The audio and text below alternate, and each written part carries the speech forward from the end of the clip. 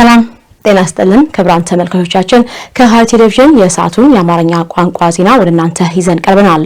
ከዜናዎቹ ጋር እሌኒሽ መለስ ነኝ። በቅድሚያም ክልላዊ ዜናዎች በምርጫ ወቅት ጾታን መሰረት ያደረጉ ጥቃቶችን ቀድሞ ለመከላከል የሚያስችል የባለድርሻ አካላት የውይይት መድረክ የሐረሪ ክልል ፖሊስ ኮሚሽን አዘጋጀ። በመድረኩ ላይ ማንኛውም አገራዊና ክልላዊ ምርጫ ሂደት ሰላማዊ፣ ዲሞክራሲያዊና ፍትሃዊ ሆኖ እንዲጠናቀቅ የህዝብና የጸጥታ አካላት የተቀናጀ ስራ ወሳኝ መሆኑ ተገልጿል። ለቤተልሔም ደሴ ዘገባ ገዛኛ አራጌ። በምርጫ ወቅት ጾታን መሰረት ያደረጉ ጥቃቶች ቀድሞ ለመከላከል የሚያስችል የባለድርሻ አካላት የውይይት መድረክ የሐረሪ ክልል ፖሊስ ኮሚሽን አዘጋጅቷል።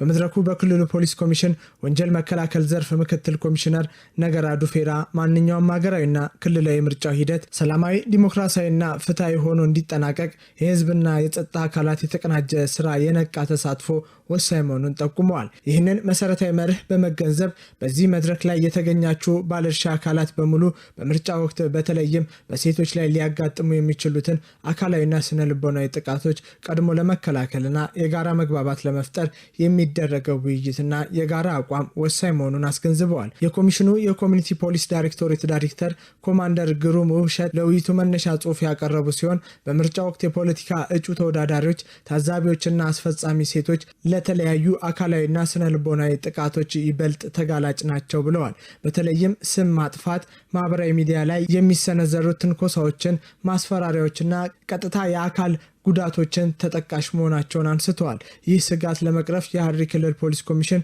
ከባለድርሻ አካላት ጋር በመተባበር በቅድመ ምርጫ፣ በምርጫ ወቅትና በድህረ ምርጫ ሂደቶች ላይ ጠንካራ የቅድመ መከላከልና የደህንነት ከለላ ስርዓት መዘርጋት እንዲሁም ጥቃት ፈጻሚዎችን ተጠያቂ ማድረግ ላይ ለመስራት የጋራ መግባባት ለመፍጠር የሚያስችል መሆኑ ተጠቁሟል። የውይይት ተሳታፊዎችም በየሙያ ዘርፋቸው የሚጠበቅባቸውን ኃላፊነት ለመወጣትና የድርሻቸውን ለማበርከት ቁርጠኛ መሆናቸውን አረጋግጠዋል። በዚህ የጋራ መግባቢያ መድረክ ላይ ከሐረሪ ክልል ሴቶች ህጻናትና ወጣቶች ጉዳይ ቢሮ ከሚዲያ ባለሙያዎች፣ ከፖሊስ አባላት፣ ከህግ ባለሙያዎችና ከሌሎች ባለድርሻ አካላት ጋር የተውጣጡ ተወካዮች ተሳትፈዋል። ያለ አግባብ የታሪፍ ጭማሪ የሚያደርጉ የህዝብ ትራንስፖርት ተሽከርካሪዎች ላይ ጥብቅ እርምጃ እየተወሰደ መሆኑን የሐረሪ ክልል ትራንስፖርትና መንገድ ልማት ቢሮ አስታወቀ። ቢሮው እስካሁን ባደረገው ቁጥጥር ዘመቻ ከተደነገገው ታሪፍ በላይ ባስከፈሉ 96 የህዝብ ተሽከርካሪዎች፣ 147 የቲቪኤስ ባጃጅና 68 የፎርስ ተሽከርካሪዎች ላይ እርምጃ መውሰዱን አስታውቋል።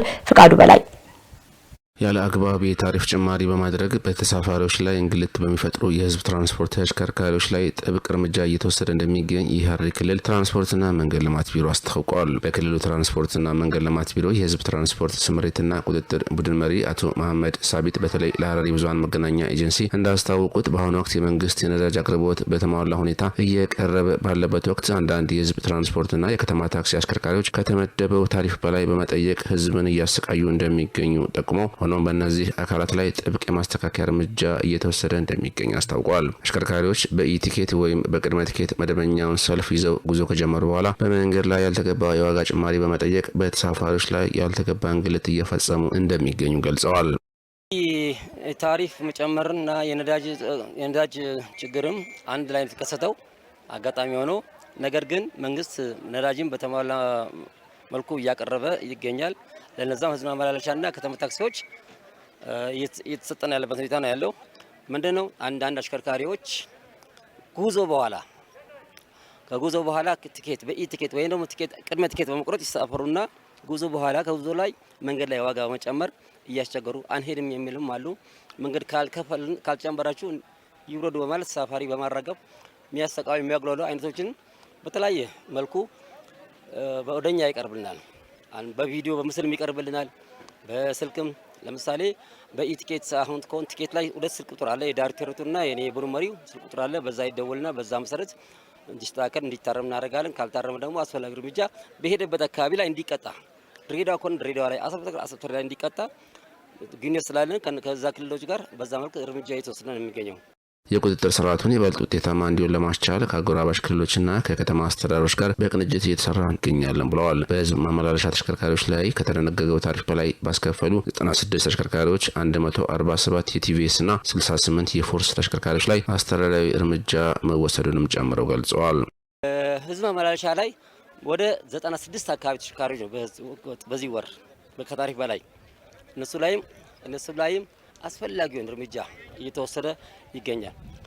ከተማ ታክሲ ላይ 147 አካባቢ ታክሲዎች ላይ ቲቪኤስ እና 68 ፎርሶች ላይ አስፈላጊውን እርምጃ ወስደናል።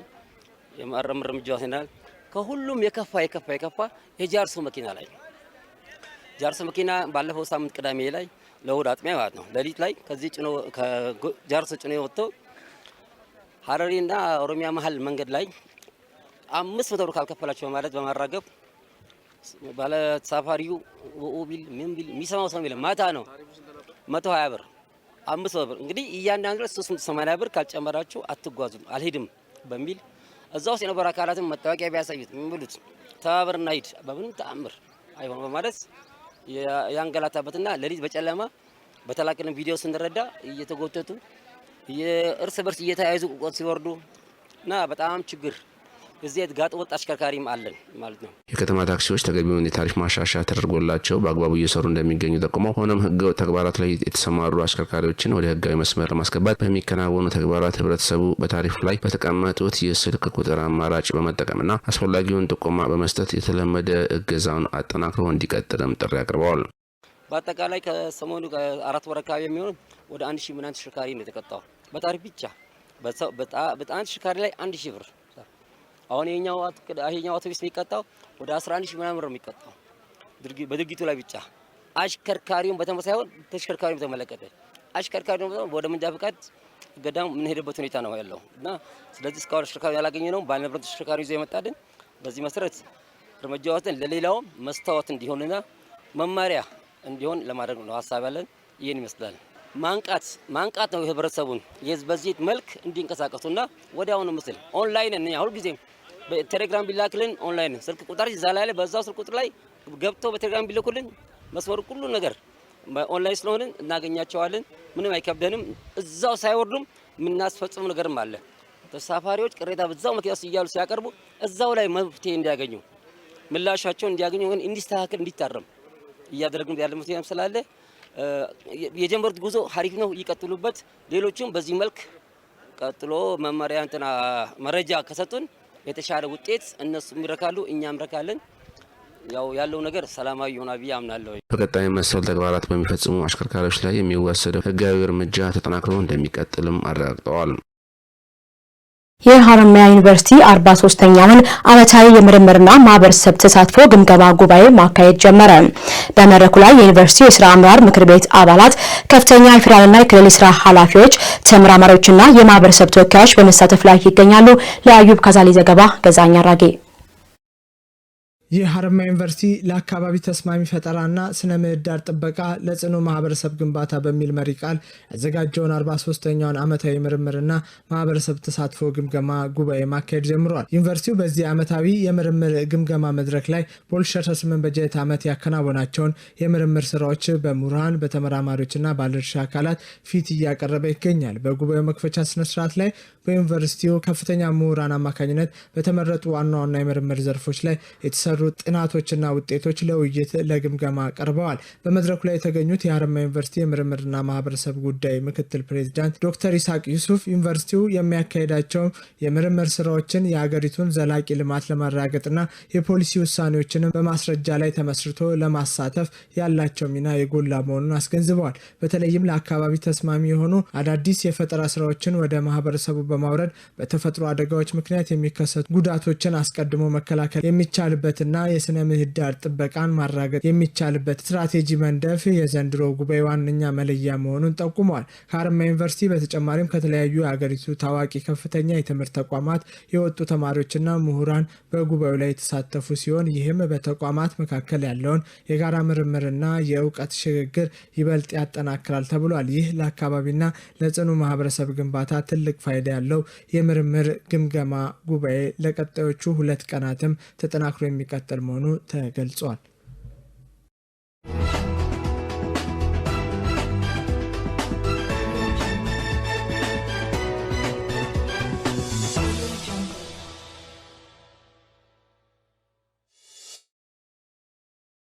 ክቡራን ተመልካቾች ከሐረሪ ቴሌቪዥን ዜናዎቻችን እንደቀጠሉ ናቸው። ወደ ሀገር አቀፍ ዘገባዎች ተሸጋግረናል።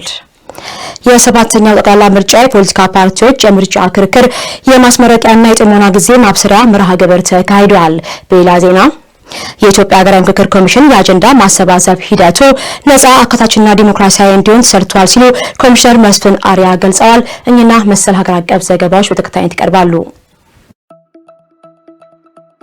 የሰባተኛው ጠቅላላ ምርጫ የፖለቲካ ፓርቲዎች የምርጫ ክርክር ማስመረቂያና የጥሞና ጊዜ ማብሰሪያ መርሃ ግብር ተካሂዷል። የኢትዮጵያ ብሔራዊ ምርጫ ቦርድ ሰብሳቢ ሜላትወርቅ ኃይሉ በዚህ ወቅት ምርጫው ነጻ፣ ፍትሐዊና ገለልተኛ ሆኖ በስኬት እንዲጠናቀቅ በርካታ ስራዎች መሰራታቸውን ጠቁመዋል። በዚህም የፖለቲካ ፓርቲዎች ለመራጩ ሕዝብ ራሳቸውን እንዲያስተዋውቁ የማድረግ ስራ በሰፊው መሰራቱን አንስተዋል። በፖሊሲ ጥናት በመታገዝና ፓርቲዎች ሊወያዩ የሚችሉባቸውን ጉዳዮች በመለየት ገለልተኛ ተቋማት እንዲሳተፉ ተደርጓልም ነው ያሉት። የቦርዱ ምክትል ሰብሳቢ ተስፋዬ ነዋይ በበኩላቸው አንጋፋ የሆኑ 22 ሙያተኞችን በምርጫ ክርክር አስተባባሪነትና በጥናት እንዲሳተፉ መደረጉን ጠቁመዋል። በተጨማሪም ገለልተኝነታቸው የተመሰከረላቸው 32 ጋዜጠኞች መሳተፋቸውን ተናግረዋል። ከዚህም በተጨማሪ ምርጫው ነጻ፣ ፍትሐዊና ገለልተኛ እንዲሆን የሚያስችሉ ስራዎች መሰራታቸውን ነው የገለጹት። ተደራሽነትን ለማስፋት በ5 ቋንቋዎች ክርክሩ የተካሄደ ሲሆን ይህም የዲጂታል አማራጭን ጨምሮ በሚዲያዎች ለህብረተሰቡ መተላለፉ ተገልጿል። ከ4 ቀናት በኋላ የሚካሄደው ምርጫ የተሳካ እንዲሆን ሁሉም የበኩሉን እንዲወጣ ጥሪ ቀርበዋል።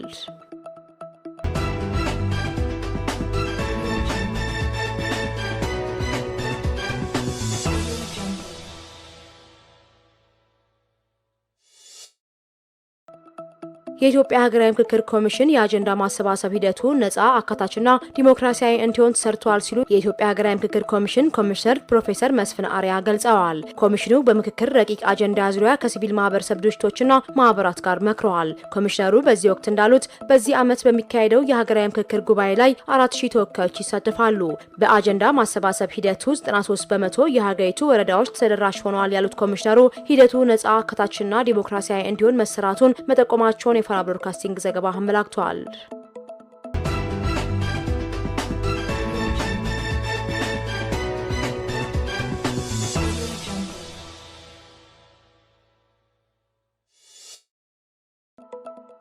የውሃና ኢነርጂ ሚኒስቴር ከአፍሪካ አመራር ልዕቀት አካዳሚ ጋር በመተባበር ያዘጋጁትና የአፍሪካ ቀን 2026ን የሚዘክር ኮንፈረንስ እየተካሄደ ይገኛል። ኮንፈረንሱ የአጀንዳ 2063 ግቦችን ለማሳካት ዘላቂ የውሃ አቅርቦትና አስተማማኝ የንጽህና አጠባበቅ ስርዓቶችን ማረጋገጥ በሚል መሪ ቃል የተዘጋጀ ሲሆን ትኩረቱንም በአህጉሪቱ የውሃ ደህንነትን ማረጋገጥ ላይ አድርጓል። በመድረኩ ላይ የውሃ ደህንነትን ማረጋገጥ፣ ለሁሉም ተደራሽ የሆነ የንጽህና አጠባበቅ ስርዓት፣ የማህበረሰብ የመቋቋም አቅም፣ ሳይንስና ኢኖቬሽን፣ ፓን አፍሪካኒዝም እና አንድነት እንዲሁም ዘላቂ መጻኢ ዕድል በሚሉ 6 ቁልፍ ምሰሶች ላይ ሰፊ ውይይት እየተደረገ ይገኛል። ኢትዮጵያ በውሃና ኢነርጂ ዘርፍ ያላትን ግዙፍ ተሞክሮ ያጋራች ሲሆን በተለይም ታላቁ የህዳሴ ግድብ የኢትዮጵያን የውሃ ደህንነት፣ አረንጓዴ ኢነርጂ ፍላጎት ከመመለስ ባለፈ ለጎረቤት ሀገራት የሚተርፍ የኃይል አቅርቦትና ቀጠናዊ ትስስርን በመፍጠር ረገድ እንደ ትልቅ ስኬት ቀርበዋል። በኮንፈረንሱ ላይ የክልል የውሃ ቢሮ ኃላፊዎች፣ የዘርፉ ተመራማሪዎችና የዲፕሎማቲክ ማህበረሰብ አባላት በመሳተፍ ላይ ይገኛሉ። ዘገባው የኢትዮጵያ ዜና አገልግሎት ነው።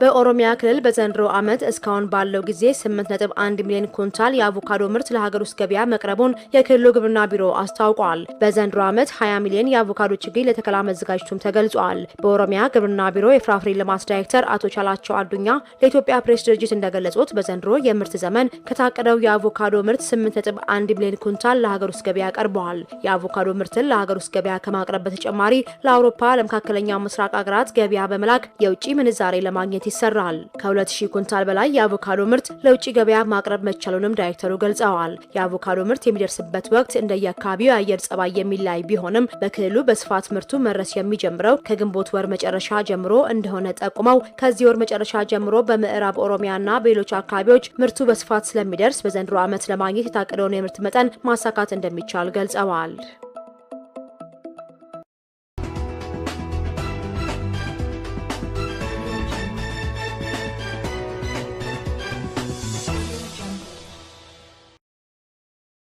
ወደ ዓለም አቀፍ ዘገባዎች ስናልፍ የአፍሪካ አሉታዊ ትርክት ወደ አዎንታዊነትና ወደ ኢኮኖሚያዊ አቅም ግንባታ መለወጥ አለበት ሲሉ ምሁራን ገለጹ። የተመዘገበ ስላለው እድገት የሚደረገው ሽፋን ግን አነስተኛ ነው ሲሉ ቅሬታ አቅርበዋል። ትዕይንተ ባልቄ ዝርዝሩ እንደሚከተለው ታቀርባለች። አፍሪካውያን በስቃይና በችግሮች ላይ ከመጠን በላይ ትኩረት ማድረጋቸው የታየውን እድገት እያደበዘዘው ነው ሲሉ ማላዊው የአስተሳሰብ ለውጥ ባለሙያ ፓትሪክ አችታቢዮ ነው ገልጸዋል። በአፍሪካ ቀን ለስፑትኒክ አፍሪካ በሰጡት መግለጫ አብዛኛዎቹ ታሪኮች ስለ ስቃይ፣ ስለ ኤችአይቪና ስለ ድህነት የሚያወሩ ናቸው። እየተመዘገበ ስላለው እድገት የሚደረገው ሽፋን ግን አነስተኛ ነው ብለዋል። ከማልቀስና ከጭንቀት ዝርዝር ባለፈ መራመድ እንደሚገባ ያሳሰቡት ባለሙያው የኢኮኖሚ አቅምን ማሳደግ ለእውነተኛ አንድነት መሰረት መሆኑን አጽንኦት ሰጥተውበታል። የስደተኞች ጥላቻ ስሜት የሚቀሰቀሰው ኢኮኖሚው ስለሚጣበብ እንጂ በተፈጥሮ ካለ ጠላትነት የተነሳ አይደለም ብለዋል። አፍሪካ የራሷን ኢኮኖሚ በባለቤትነት መያዝ መጀመር አለባት። ምክንያቱም በባለቤትነት ስንይዘው የስራ ዕድሎችን መፍጠር እንችላለን ሲሉ ማጠቃለያቸውን ሰጥተዋል። አሁን አፍሪካ ውስጥ ሰፊ ዕውቀት ያላቸው ወጣቶች እጥረት የለም። ከዓለም ቀዳሚ የፈጠራ ባለሙያዎች መካከል አንዳንዶቹ የሚገኙት አፍሪካ ውስጥ ነው። አሁን በአፍሪካ የምንኮራበት ጊዜ ነው ሲሉም ተናግረዋል። ዘገባው የስፑትኒክ አፍሪካ ነው። አሜሪካ ኢራን የሆርሙዝ ወሽመጥን ለማስተዳደር በመሰረተችው አዲስ ተቋም ላይ ማዕቀብ ጣለች። ኢራን ከጦርነቱ ወዲህ የፋርስ ባህረ ሰላጤ ወሽመጥ ባለስልጣን የተባለ ተቋም መመስረቷ ይታወሳል። ዘገባው የቢቢሲ ነው። ባህር ጠንክር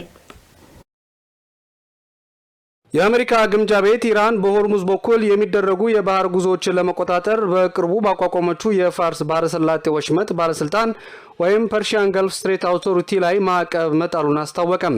ግምጃ ቤቱ ባወጣው መግለጫ የዚህ መስሪያ ቤት መቋቋም የኢራን እስላማዊ አብዮት ዘብ በሆርሙዝ ወሽመጥ ላይ ከሚያልፉ መርከቦች ገቢ ለመሰብሰብ የሚያደርገው ሙከራ አካል ነው ብሏል። በዚህ ምክንያት መስሪያ ቤቱና ከተቋሙ ጋር የሚተባበሩ በሙሉ የማዕቀቡ ዝርዝር ውስጥ መግባታቸውን አስታውቋል። የተከፈተባትን ጦርነት ተከትሎ ሆርሙዝን ወሽመጥ የዘጋችው ኢራን ይህንን ተቋም የመሰረተችው የአሜሪካ ወደ ወደቦቿ የሚደረጉ ጉዞዎች ላይ እግድ ከጣለች በኋላ ነው። ተቋሙ በወሽመጡ የሚደረጉ የመርከቦች ጉዞን የመቆጣጠርና የማቀናጀት ስልጣን አለው። ባለስልጣን መስሪያ ቤቱ ከዚህ ቀደም በትዊተር ገጹ ባወጣው ካርታ በሆርሙዝ ወሽመጥ የሚገኝ የክትትል ዞን አሳይቷል። በዚህ የወሽመጡ ክፍል በኩል ማለፍ የሚፈልጉ መርከቦች ከፋርስ ባህረ ሰላጤ ወሽመጥ ባለስልጣን ፍቃድ ማግኘት እንዳለባቸው አሳስቧል። ባለፉት ቀናትም በዚህ የውሃ ክፍል የሚያልፉ መርከቦች በኢራን ኃይሎች ታጅበው እንዲጓዙ ወይም እንዲቆሙ እንደተደረጉም ዘገባዎች አመልክተዋል። ክቡራን ተመልካቾች ከሐረሪ ቴሌቪዥን ለሰዓቱ ያዝናቸው ዘገባዎች ይመስሉ ነበር። ከቀሪ ፕሮግራሞች ጋር መልካም ቆይታ። ጤና ይስጥልን።